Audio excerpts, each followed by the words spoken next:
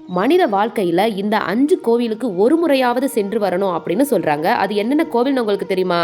முதல்ல சிவனுக்குரிய பஞ்சபூத ஸ்தலங்களுள் அக்னி ஸ்தலமான திருவண்ணாமலைக்கு போயிட்டு வரும்போது அனைத்து பஞ்சபூத ஸ்தலங்களுக்கும் போயிட்டு வந்த பலன் கிடைக்கும் அப்படின்னு சொல்லப்படுது. இரண்டாவதா முருகனோட 6 படை வீடுல முருகபெருமான் சிவகுருநாதரா இருந்து மக்களை அருள்பாலிக்க கூடிய சுவாமிமலை. இந்த கோவிலுக்கு சென்று வரும்போது முருகனுடைய 6 படை வீட்டுக்கும் சென்று வந்த பலன் கிடைக்கும் அப்படின்னு சொல்லப்பட்டிருக்கு.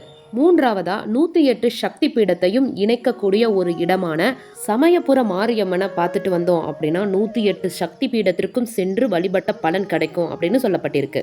அடுத்தபடியா தடைகளை தகர்த்தெறிய பிள்ளையார்பட்டி கற்பக விநாயகரை தரிசனம் பண்ணும்போது வாழ்க்கையில எந்த ஒரு தடையுமே இருக்காது அப்படின்னு சொல்லப்பட்டிருக்கு. அதுக்கு அடுத்தபடியா வாழ்க்கையில செல்வ செழிப்போட லக்ஷ்மி கடாட்சமா வாழணும் அப்படின்னு நினைச்சா செல்ல வேண்டிய கோவில் திருப்பதி. இந்த 5 புண்ணிய ஸ்தலங்களிலும் மனிதன் தன்னோட வாழ்க்கையில ஒரு முறையாவது போயிட்டு வரணும் அப்படின்னு சொல்லப்பட்டிருக்கு. முடிஞ்சா வருடத்திற்கு ஒரு வாட்டி கோவில்களையும் தரிசனம் பண்ணும்போது நம்மளோட வாழ்க்கையில எந்த ஒரு தடையுமே இருக்காது அப்படின்னு சொல்லப்பட்டிருக்கு.